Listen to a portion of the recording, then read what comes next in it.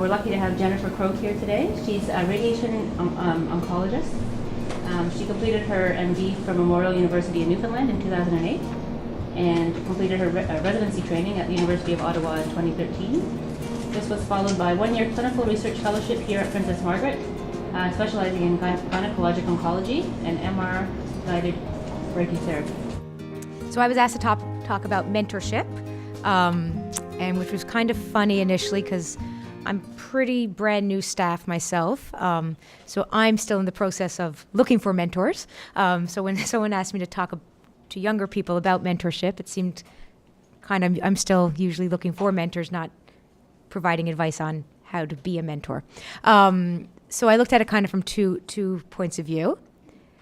So does anybody know what this is?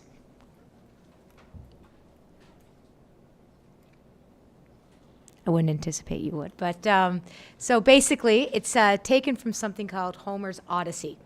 And basically, Odysseus, who is the king of Ithaca, the story goes that he went off to fight in the Trojan War, and he entrusted the care of his son, Telemachus, to his friend, who was called Mentor.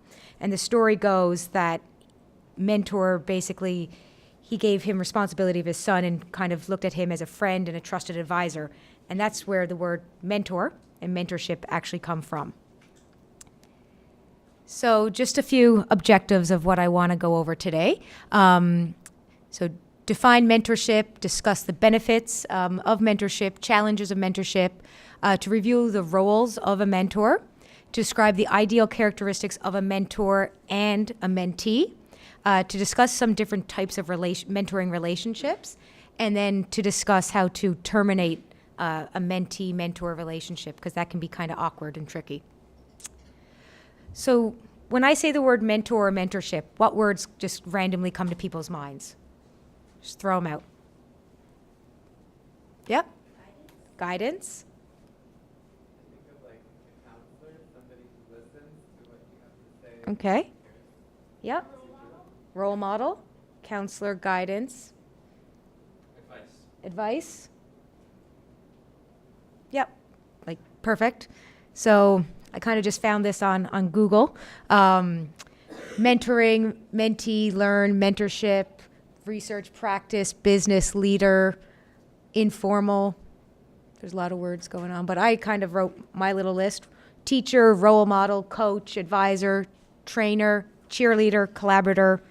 The list can go on. And it's quite funny when you do if you look more in depth as what an actual mentor is supposed to be, these definitions are actually, there's different distinctions between what an advisor is, what a role model is, versus what a mentor is supposed to be.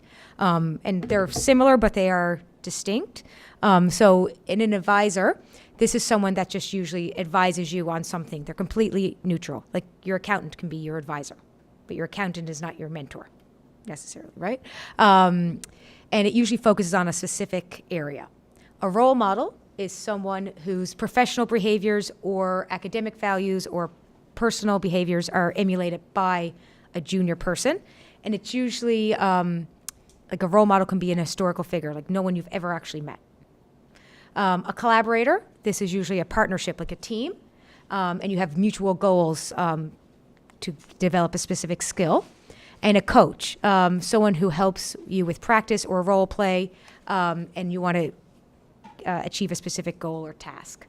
So similar to mentorship, but slightly different.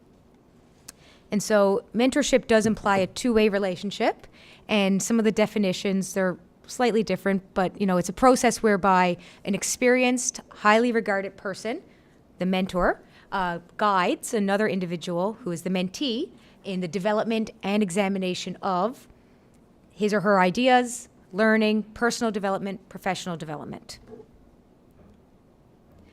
So benefits of mentorship, and this has actually been studied a lot in academic medicine and in the business world, nursing world, pharmacy world.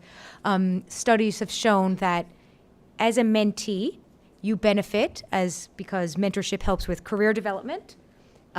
People who have mentors actually have higher rates of career satisfaction, increased academic productivity. So people with mentors are shown to have more publications, get more grants, get promoted faster. Greater retention, meaning people don't turn over in their jobs as much. So, and it provides an opportunity for networking, because when you're a junior person, it's hard to get the lay of the land. And so on the flip side, being a mentor is also quite rewarding. And being a mentor is shown, the mentors get satisfied with providing that nurturing relationship. They like aiding the growth of their junior colleagues who are coming through. It gives them some recognition and some reward. And it actually can stimulate the mentor, kind of more rejuvenation to get, because if they've gotten a bit more maybe cynical or, standard in their ways. And another thing, I like this line, it humanizes their workplace. Programs that have a mentor-mentee relation programs, it just shows that the workforce is caring more about, having a collaborative, nice people working together versus than just being in silos.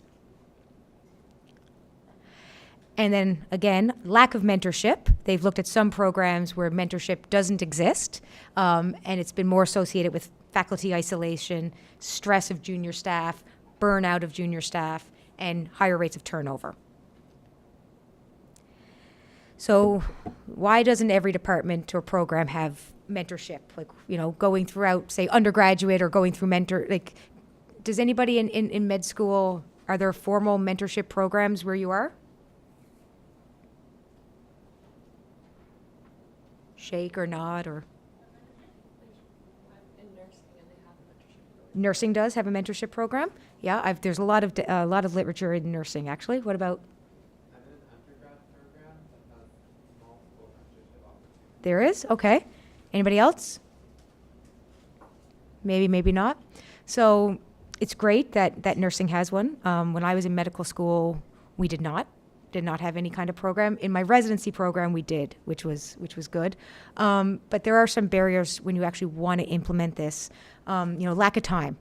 If you want to search for a mentor, you may be afraid the mentor won't have any time. They're too busy for me. Sometimes you can have unreasonable expectations. Some mentees may think that a mentor is going to kind of help solve all their problems, make them academic, get them, to a higher level faster. And as a mentor, sometimes they're not rewarded or recognized within their department. So if you're not going to get recognized, some people may say, what's the point of doing it? Lack of training. People who want to provide mentorship actually need some training. That's not like an innate inherited skill that we have. There are now multiple opportunities here at UHN to develop mentoring skills, just like there is to develop leadership skills, communication skills. And then this one, the authoritative boss-employee relationship between a mentee and mentor, where it is still kind of like a hierarchy. And some mentors, there's a risk of a mentor pushing their interests on the junior staff. And especially if you're in a position at work where your mentor is actually your boss or supervisor, that can be kind of awkward. So usually generally recommend that you find someone who is not actually going to be, say, grading you or evaluating you, because that can be dicey. And then there's a fear of this emotional overdependence or getting too personal, a relationship forming.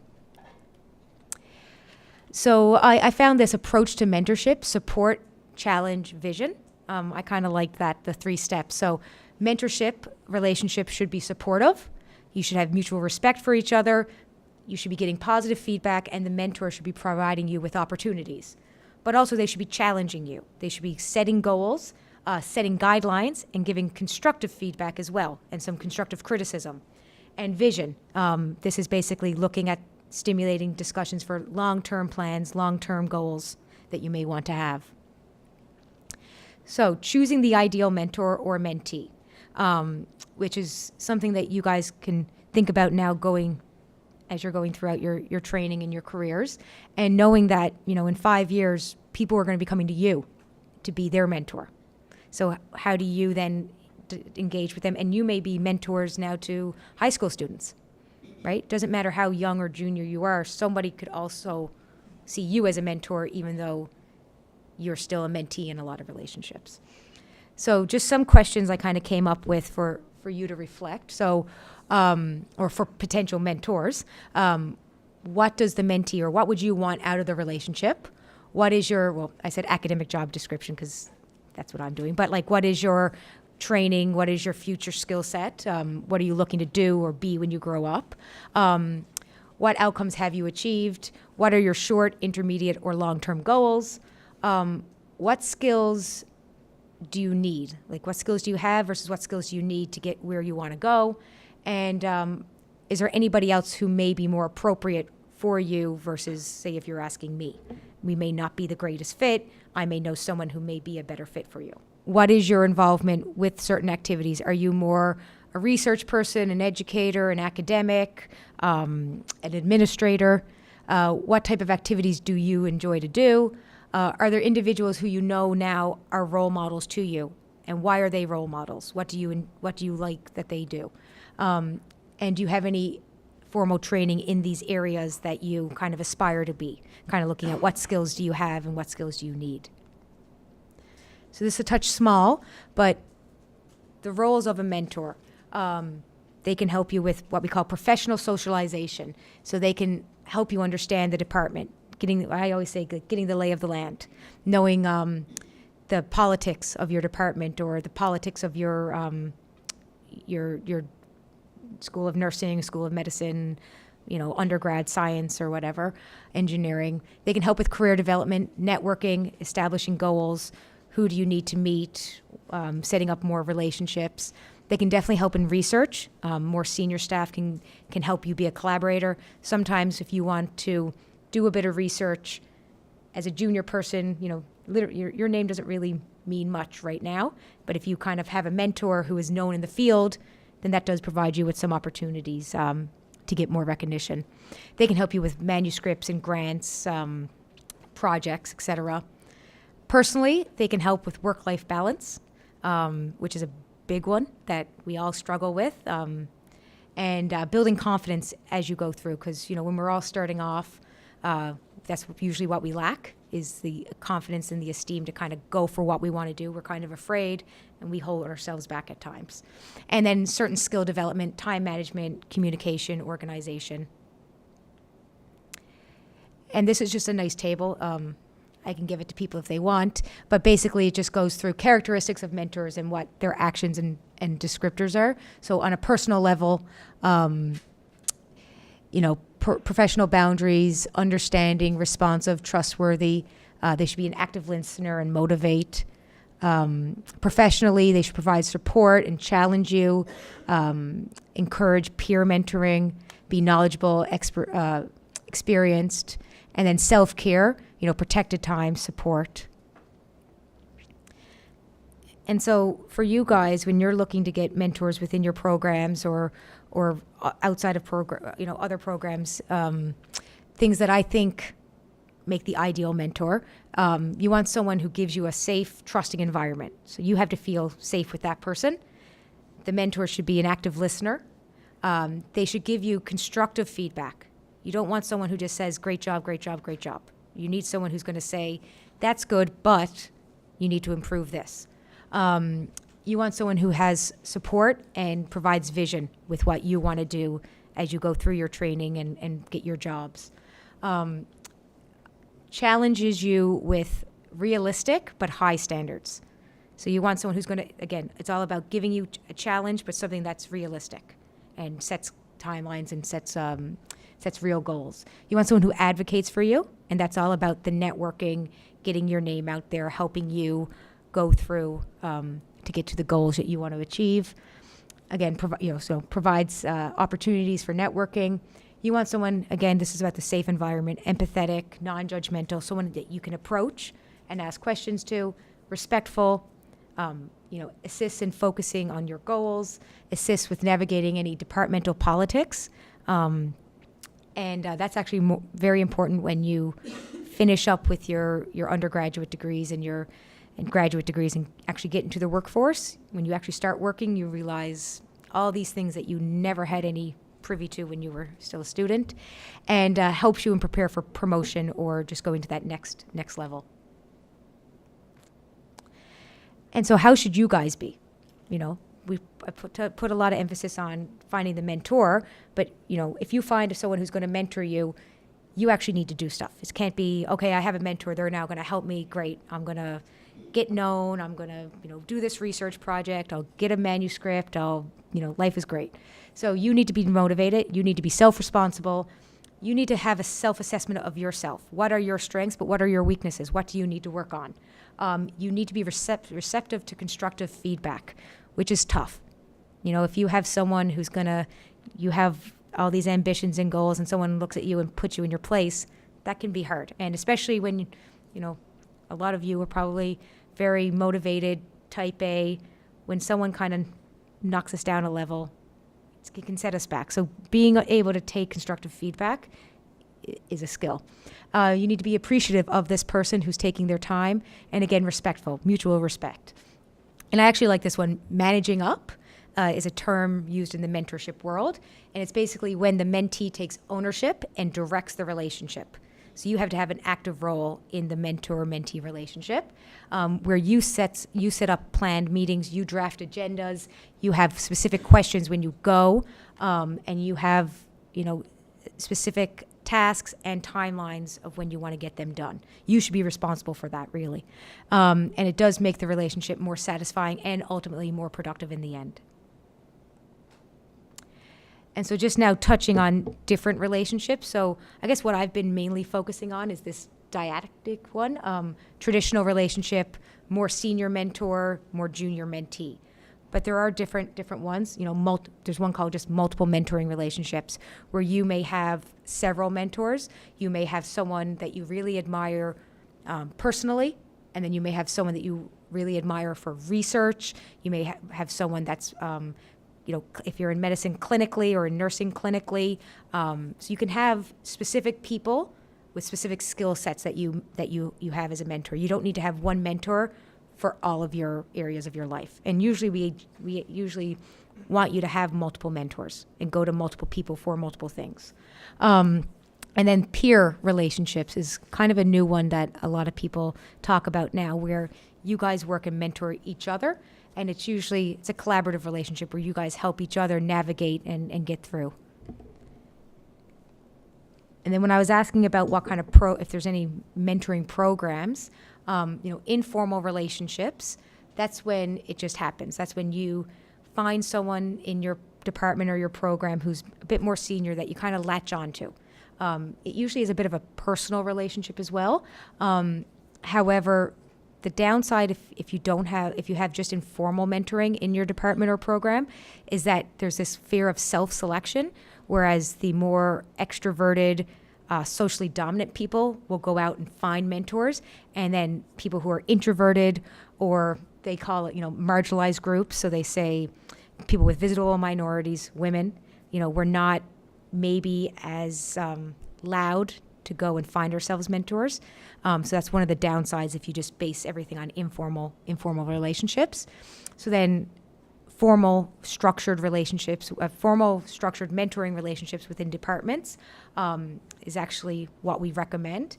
And sometimes it's when you assign people. So I say, okay, this person, you're going to mentor this person. I don't think that's the greatest way to do it. I think having formal programs that are structured where you say, okay, all the junior people need to find a mentor. That's a bit more, because you're giving a bit more flexibility. Because if you just randomly assign people, how do you know if that relationship's going to work at all? So it does take some thinking rather than just A will go with B. And so when you have a structured program, some of the things that you have are these formal agreements, where you have a piece of paper, and I'll say, I, Jennifer Croke, agree to mentor Sally Ann, and we have our first meeting on this date, and I sign it and you sign it. And that's kept with somebody, if you have an administrator or, your program head or whatever. And then you have goals and expectations. So you can come up with action plans where you have your meeting date, your specific goals and expectations and timelines. And when you meet, you have these filled out, and then you have timelines. And then when you meet again, you reflect on, did I reach these goals? If not, why? What set me back? Did something happen personally in my life? Did I not have the resources? Do I need another skill set? And ideally, we say you should meet 2 times a year. And it totally depends, though, for what they're mentoring you for. You may need to be way more active initially when you're first meeting with a mentor, and then it can be a bit more laid back. Or you may do a lot of mentoring online now, sending emails back and forth rather than physically meeting. But it's still very good to meet several times and going over these specific documents where you have goals and expectations and timelines for yourself. And then feedback is also important because when you meet with your mentor and go over these plans, that's when the mentor can sit down and provide you with some, positive feedback, but also if there's any, constructive feedback. And again, the relationship has to be voluntary. Confidentiality is also a very important one. So usually when you're signing these agreements, you say, whatever we discuss will be confidential. And these action plans, no one needs to see them. They don't ever need to go to your program. They just need to be kept with you and your mentor, or maybe even just you. No one else needs to be aware of what your goals are. And then, expectations that are agreed upon, and then this termination at no fault.